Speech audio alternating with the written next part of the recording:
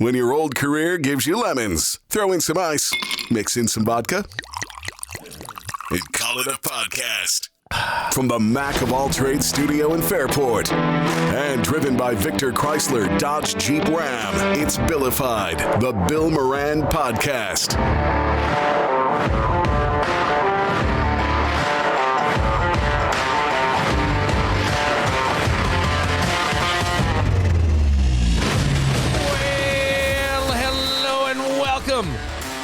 Thanks for getting your pot on. Thanks for telling a friend. That's how we spread the word about the pirate ship.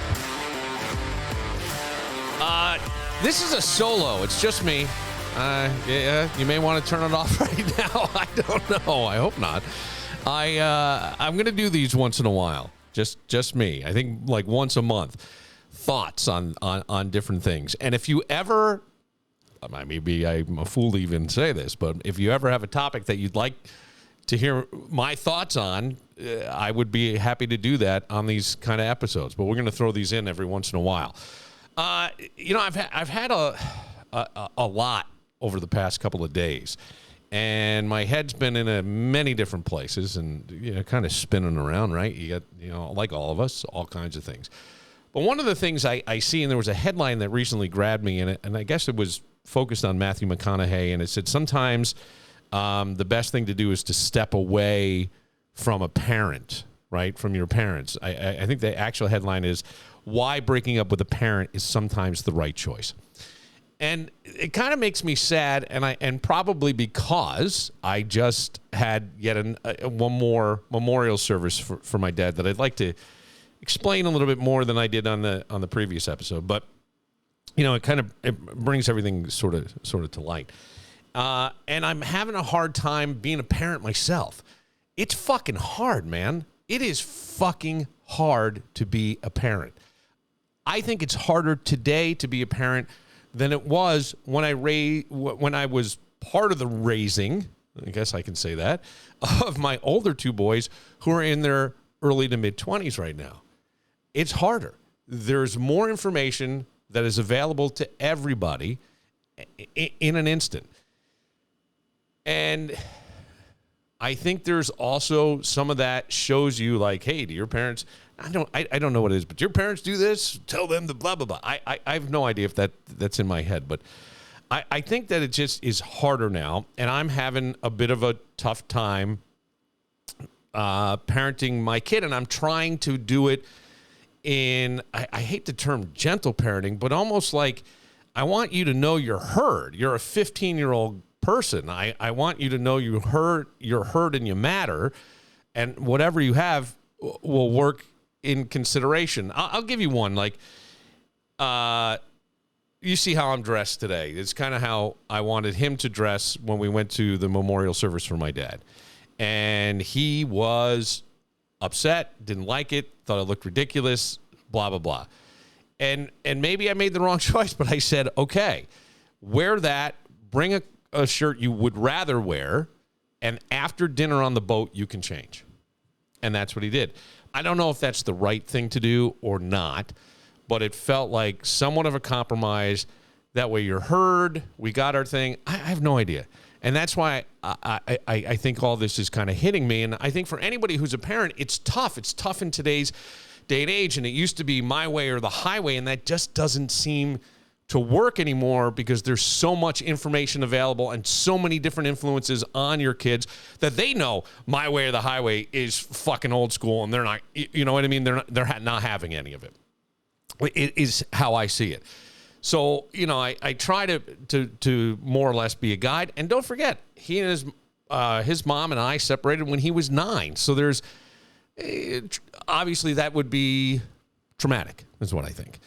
So, well, going back to, because the memorial service was for my dad, a lot of times the only experience that we have being a parent, right, there, you always hear people go, there's no manual on how to be a parent. No, there's not. And I think a lot of it has to come from gut or what your parents did. And sometimes what your parents did may not have been the best thing, so that doesn't work, or maybe it does work, or maybe you do the exact opposite of your parents. I certainly feel like some family members of mine do the opposite of what our parents did. However, I will say this. I don't think that any parent is the same to each child. I think that you parent each kid differently. You just do.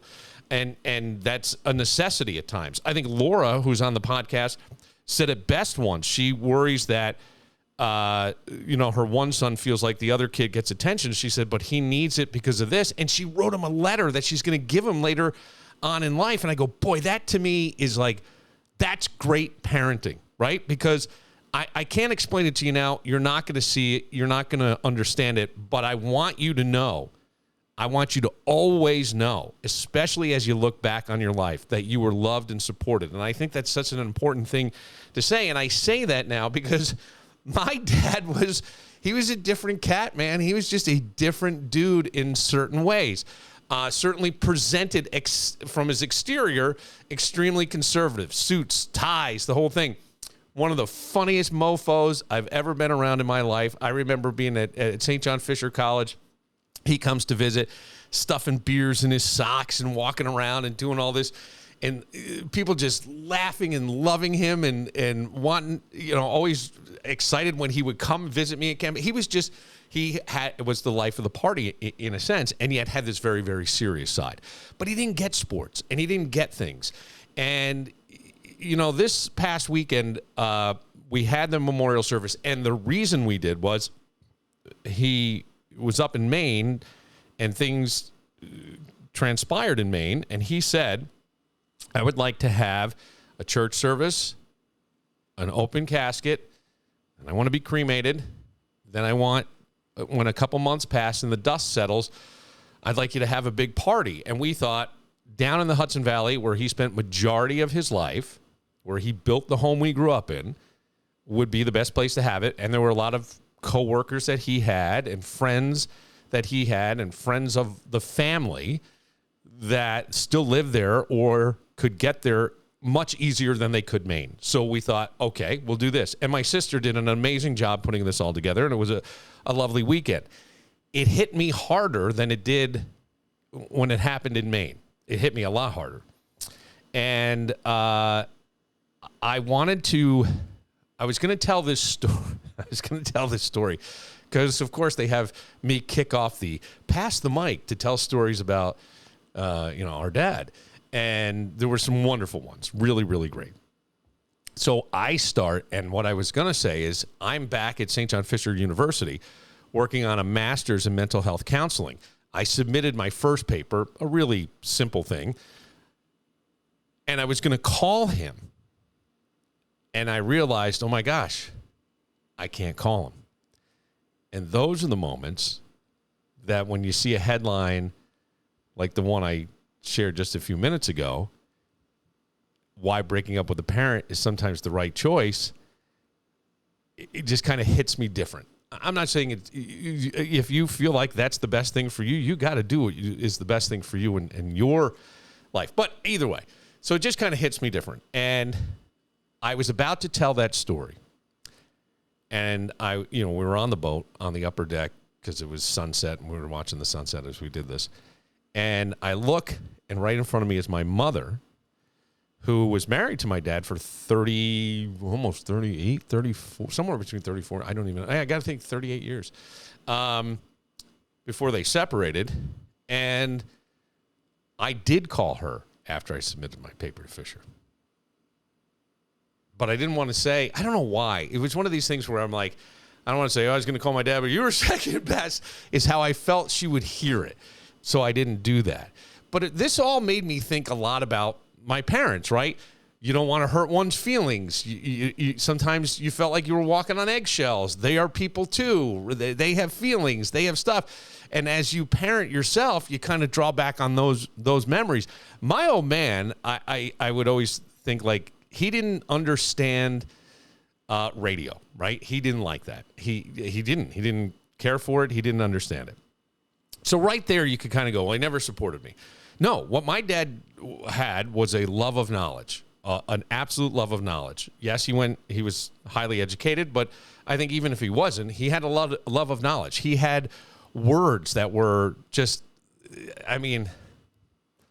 you would never hear in your life. Ort, the little bit of food on your face, which, by the way, I'm hearing is offensive now in some cultures. I don't know. I think there's another word. Well, I won't get into it, but it means to.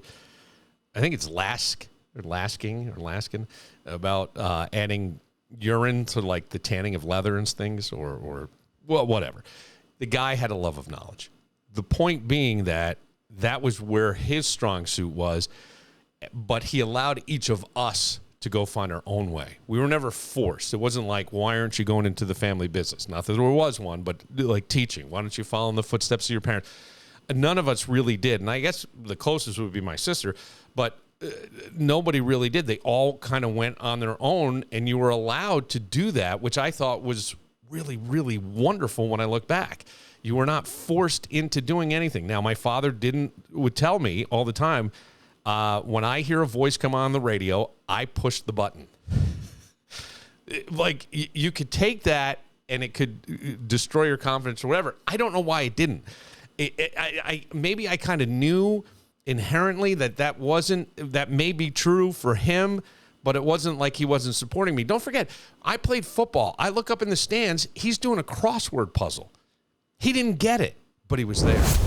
There was such love. And I do remember, like, the last time I talked to him, and I'll always wish I turned around and looked down the hallway at him as he was there. I said, I love you so much. And he said, there's so much love from this end for you. And that was always true. And I think sometimes we don't feel it. And I think as the child, and I think sometimes as the parent, we feel misunderstood. And maybe we don't communicate well. Do you see me? I'm starting to tear up. And I think that it's really, really hard. But whatever you're doing as a parent, keep doing it. And if you and your gut feel like you can do better, or you should do better, or you should be more present, then do that. You know exactly that. All the answers to pretty much everything in life is inside all of us. We have a gut for a reason, and we know. You know what I mean? We just know. If there's anything in what I'm saying, it's go with your gut. It's not your life, it's theirs. See the flaws in everybody. You have them too. We all do. I do, certainly. Jesus. And do the best you can. And when it all is over, like it is for my dad, at least on this planet, I look back fondly, and I hope my guys do that, even though it's tough. And when I think about it, I gave my old man a run for his money, and not even with the funny stuff, like, fart powder and calling him when he burned his hands. Like, that would be mild compared to car wrecks and girlfriends and speeding tickets and, drop mufflers on the side of the highway where I need him to come out and, figure out how the fuck I'm going to get this wreck home. And like, he did it all. And that's the job of the parent. It is not easy. So keep going. And thank you for listening. This is brief. And we'll be back with a longer one tomorrow. Because Danny's got thoughts on the Buffalo Bills. And I got to tell you about my brother in this Metamucil. It's changed my life. I know. I'm Bill Moran. We'll see you tomorrow. I woke up in a hotel, didn't know what to do.